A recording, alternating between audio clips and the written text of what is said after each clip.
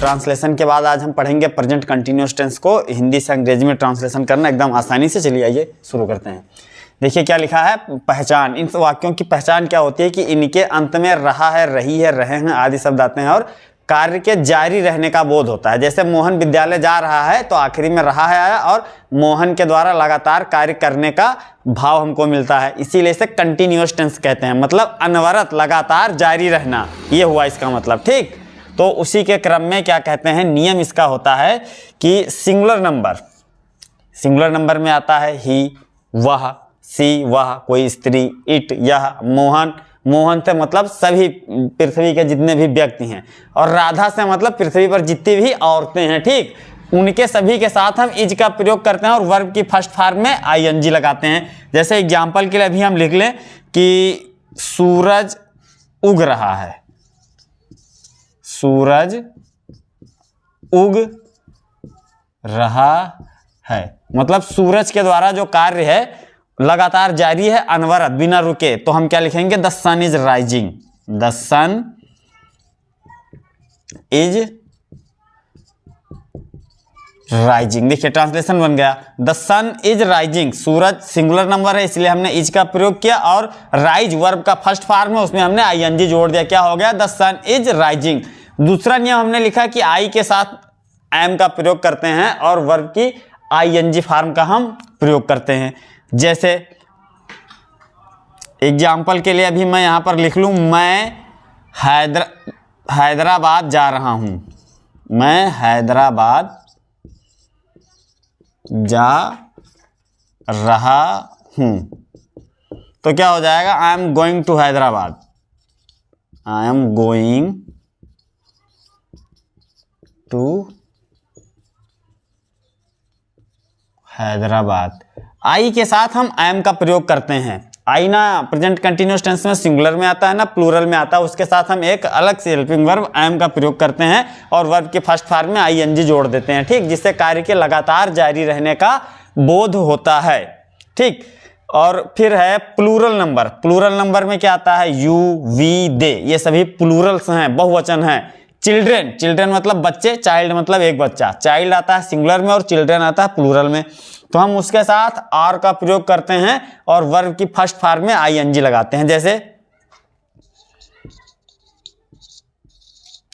बच्चे मैदान में खेल रहे हैं, बच्चे मैदान में खेल रहे हैं।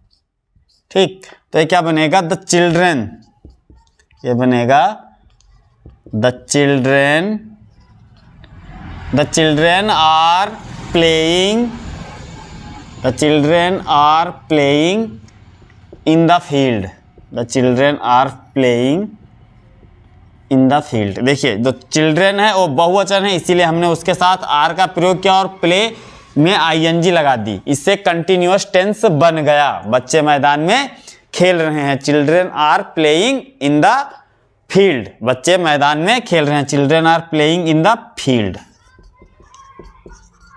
हो गया। ठीक, children are playing in the field. दूसरा, रमेश और सुरेश क्रिकेट खेल रहे हैं। हमने क्या बोला, रमेश और सुरेश क्रिकेट खेल रहे हैं। ध्यान से देखिएगा, यहां पर दो नाउन आए हैं, रमेश और सुरेश।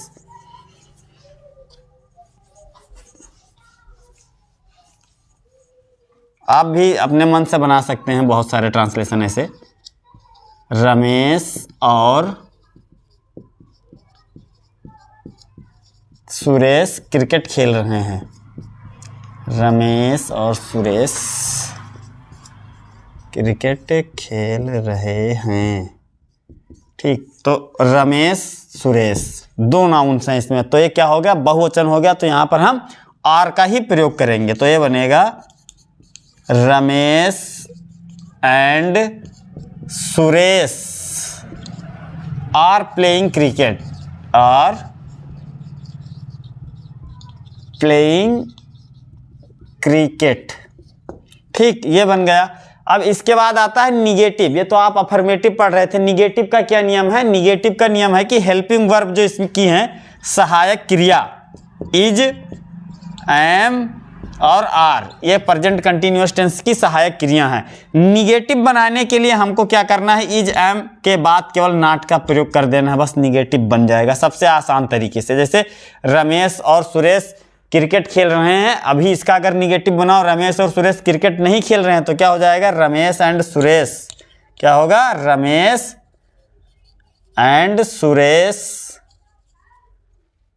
आपने हेल्पिंग वर्ब आर लगाई, अब जस्ट इसी के बाद नॉट लगा दो, Ramesh and Suresh are not playing cricket, ये बन गया एकदम आसानी से। बहुत ही निगेटिव बनाना तो सबसे सरल है, इसका केवल आपको हेल्पिंग वर्ब के बाद नॉट लगा देनी है, बस निगेटिव बनता चला जाएगा, ये कोई बहुत बड़ी बात नहीं है। हेल्पिंग वर्ब के बाद आपको क्या करना है, नॉट लगाना है निगेटिव बनाने के लिए। और हेल्पिंग वर्ब क्या है, इज एम आर, ये सभी हेल्पिंग वर्ब हैं और निगेटिव बनाने के लिए इसी के बाद हमको नॉट लगा देना है।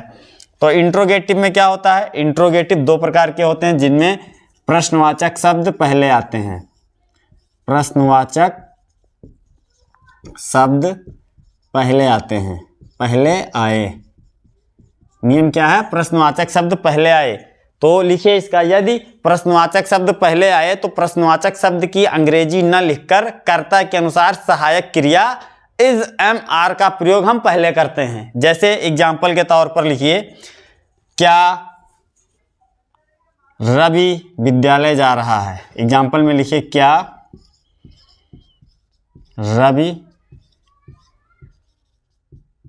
विद्यालय जा रहा है, ठीक, क्वेश्चन मार्क लगाइए, क्या रवि विद्यालय जा रहा है। अब इसमें क्या पहले आया है तो हमको क्या करना है, क्या की अंग्रेजी नहीं लिखनी है हमें रवि के अनुसार, रवि जो है ये करता है, इसी के अनुसार हम सहायक क्रिया इज एम आर का प्रयोग पहले करेंगे, ठीक। तो सबसे पहले क्या लिखेंगे, is Ravi going to school, क्या रवि विद्यालय जा रहा है, is Ravi going to school. कर्ता के अनुसार सहायक क्रिया का प्रयोग सबसे पहले यदि वाक्य प्रश्नवाचक शब्द से प्रारंभ है। क्या मैं रात में पढ़ रहा हूं, क्या मैं रात में पढ़ रहा हूं, ठीक, क्या मैं रात में पढ़ रहा हूं। तो यहां पर मैं के हिसाब से सहायक क्रिया क्या आएगी, am I reading at night, क्या मैं रात में पढ़ रहा हूं, am I reading at night, क्या मैं रात में पढ़ रहा हूं, हो गया। इसी के हिसाब से यदि ऐसा आ जाए जिसमें बहुवचन हो, जैसे क्या जानवर खेत में चर रहे हैं, क्या जानवर खेत में चर रहे हैं। अब इसमें जानवर जो है बहुवचन आता है, ठीक। तो आपको पता है जानवर मवेशी, यहाँ पर जानवर से मतलब क्या है, मवेशी, और इसकी अंग्रेजी होती है कैटल, क्या होता है, कैटल। और कैटल हमेशा जो है बहुवचन में होता है, CATTLE, कैटल, कैटल मतलब मवेशी, चौपाए, चार पैर वाले जानवर, ठीक। और ये हमेशा किस में आता है, बहुवचन में आता है, इसका सिंगुलर नहीं होता है। तो क्या इसमें पहले आ गया, तो हम सबसे पहले क्या लिखेंगे,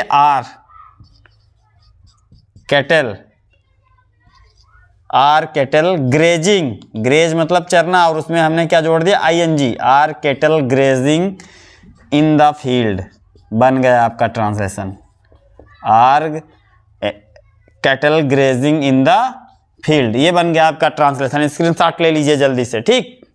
अब पढ़िए दूसरे तरीके वाला। हाँ, अब देखिए जिन वाक्यों में प्रश्नवाचक शब्द बीच में आए तो उनका ट्रांसलेशन कैसे बनाते हैं। जैसे एग्जाम्पल के तौर पर यहां पर लिख लीजिए, राधा क्या लिख रही है, राधा क्या लिख रही है। ये भी इंट्रोगेटिव है, लेकिन अंतर क्या है कि इसमें जो प्रश्नवाचक शब्द क्या है ये बीच में आया है। तो जिन वाक्यों में प्रश्नवाचक शब्द बीच में आया तो सबसे पहले हम क्या उसकी अंग्रेजी लिखते हैं। जैसे क्या की अंग्रेजी क्या, व्हाट, और उसके बाद क्या लिखते हैं हम, उसके बाद सहायक क्रिया किसके अनुसार, कर्ता के अनुसार। तो इसका नियम लिख लीजिए, जिन वाक्यों में प्रश्नवाचक शब्द बीच में आए तो सर्वप्रथम प्रश्नवाचक शब्द की अंग्रेजी लिखते हैं। क्या करते हैं? सर्वप्रथम प्रश्नवाचक शब्द की अंग्रेजी लिखते हैं, फिर कर्ता के अनुसार सहायक क्रिया इज एम आर का प्रयोग करते हैं। ये नियम है इसका। ठीक, तो हमने क्या की? अंग्रेजी लिखी। क्या होता है? व्हाट। अब यहां पर देखेंगे कि राधा एक वचन में है या बहुवचन में। तो राधा एक वचन में है तो क्या लिखेंगे? Is. What is Radha writing? What is Radha writing? ठीक, देखिए ट्रांसलेशन एकदम आसानी से बन गया, कोई इफ और कोई दिक्कत की बात इसमें है ही नहीं। जैसे पिताजी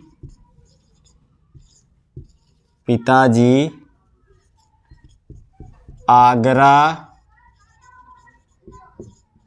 क्यों जा रहे हैं? ठीक, पिताजी आगरा क्यों जा रहे हैं। अब इसमें देखिए क्यों बीच में है, तो क्योंकि अंग्रेजी आपको पता ही है वाई होता है, WHY वाई। अब पिताजी सिंगुलर हैं तो इसके बाद इज लगा दिए। Why is father going to Agra, बन गया आपका ट्रांसलेशन। अच्छा, अगर ये नकारात्मक हो तो क्या करते हैं? यदि ये वाक्य नकारात्मक हो, इंट्रोगेटिव निगेटिव हो, तो इंट्रोगेटिव निगेटिव के लिए हम क्या करते हैं? सब्जेक्ट प्लस नाट। सब्जेक्ट प्लस नाट का प्रयोग कब होता है? इंट्रोगेटिव निगेटिव के लिए। तुरंत कर्ता के बाद आप नाट लगा दीजिए यदि इंट्रोगेटिव निगेटिव है सेंटेंस। तो प्रश्नवाचक नकारात्मक यदि वाक्य है तो आप क्या करिए? सब्जेक्ट के तुरंत बाद नाट लगा दीजिए। जैसे यहां पर राधा क्या लिख रही है, तो अभी जैसे आ जाए राधा क्या नहीं लिख रही है, आ जाइए क्या, चलिए ये ऐसे देख लीजिए, क्या राधा नहीं लिख रही है। देखिए क्या राधा नहीं लिख रही है, ये वाला ट्रांसलेशन। अब इसमें प्रश्नवाचक शब्द क्या पहले आया तो क्या कि अंग्रेजी हम नहीं लिखेंगे, तो सबसे पहले सहायक क्रिया राधा के अनुसार इज राधा। अब राधा क्या सब्जेक्ट है, इसी के बाद नाट लगा दीजिए। इज राधा नाट